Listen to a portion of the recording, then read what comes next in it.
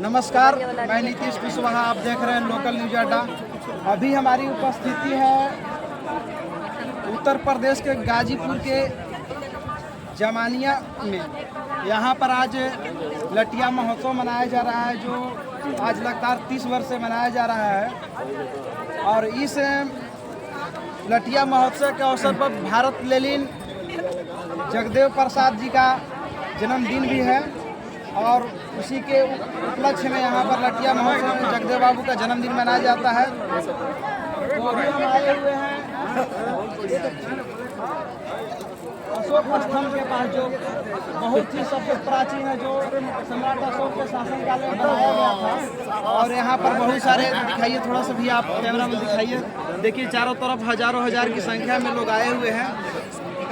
और यहाँ पर अभी हम कुछ लोग से बातचीत करना चाहते हैं, इसके बारे में बताएंगे आपको, विशेष रूप से लटिया महोत्सव के बारे में, अशोक स्तंभ के बारे में बताएंगे, जगदेव बाबू के बारे में बताएंगे। आप सुनिएगा।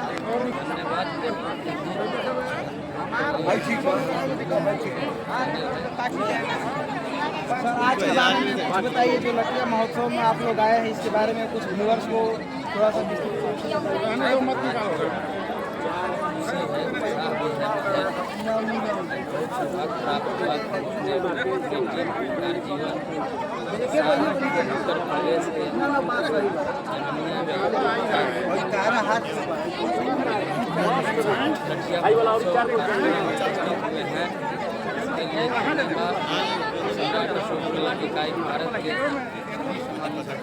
साथी को देता हूँ। हमारा इतिहास था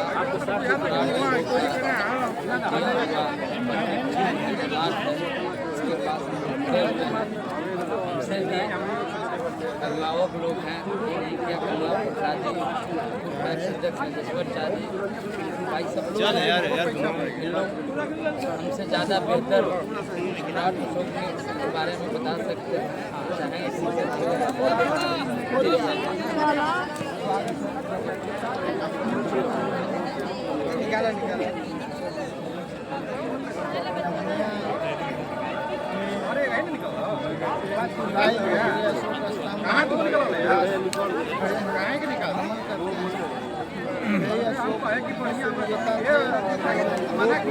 कहा जाता था माना जाए तो बहुत बड़ा था। जैसे बहुत पाकिस्तान, अफगानिस्तान, बांग्लादेश। गर्व है कि हमारे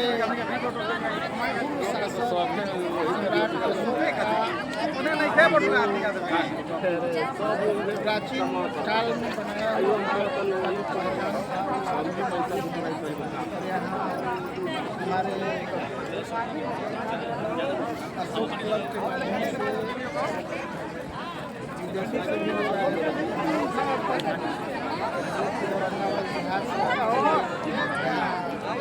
भव्य आयोजन सराहनीय है। यहाँ लटिया महोत्सव आगे भी मनाया जाएगा, बहुत वर्षों तक मनाया जाएगा, इसका कोई अंत नहीं है। चलिए आप लटिया महोत्सव है और आज जगदेव बाबू का जन्मदिन भी है, उसी के उपलक्ष्य में मनाया जा रहा है। आप तो चाहेंगे कि जगदेव बाबू जो बिहार का लेनिन कहा जाते थे, उनके बारे में विस्तार से लोगों को बताइए। तो सबसे पहले मैं आपके चैनल को धन्यवाद देता हूँ। और आज जगदेव बाबू का दिन है कि आज पूरे भारत में जो उन्होंने नारा दिया 100 में 90 सूचित 90 भाग हमारा है, भ्रष्टाचार 90।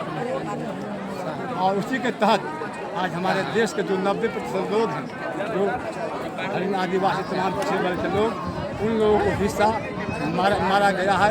तो उस हिस्से को पाने के लिए, पुनर्जीवित करने के लिए हम तमाम इसे गाजीपुर जमानिया लटिया समारोह में उपस्थित हैं।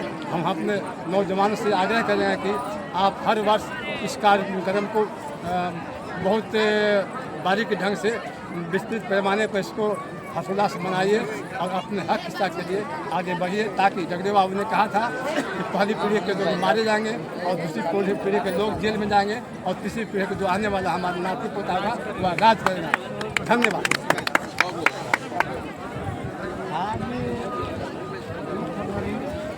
लठिया महोत्सव मनाया जा रहा है।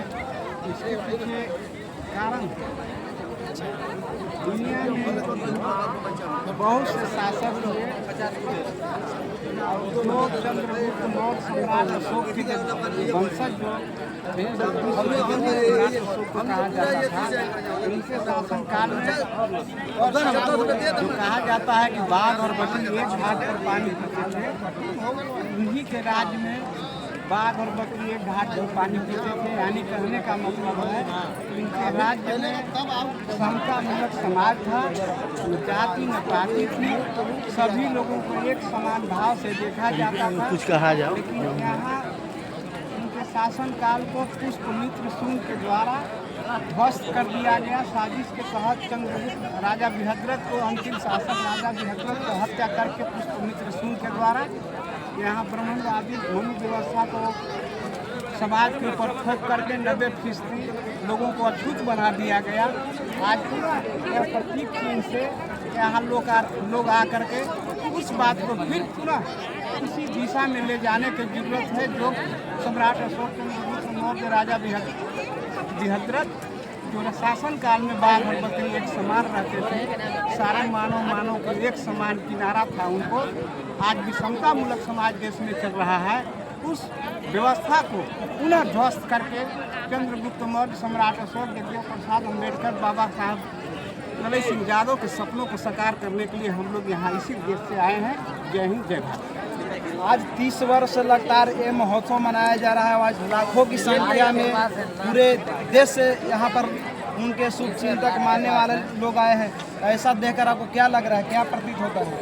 यही प्रतीत होता है कि हम अपने इतिहास को पुनर्जीवित करने की ओर चल रहे हैं और इसको और बृहद पैमाने पर मनाने की जरूरत है। और उनके जो पुराने जो रास्ता था समतामूलक समाज का, उस रास्ते को विस्तार करने की जरूरत है। अशोक स्तंभ जो है वो भारत की एकता और अखंडता का प्रतीक है।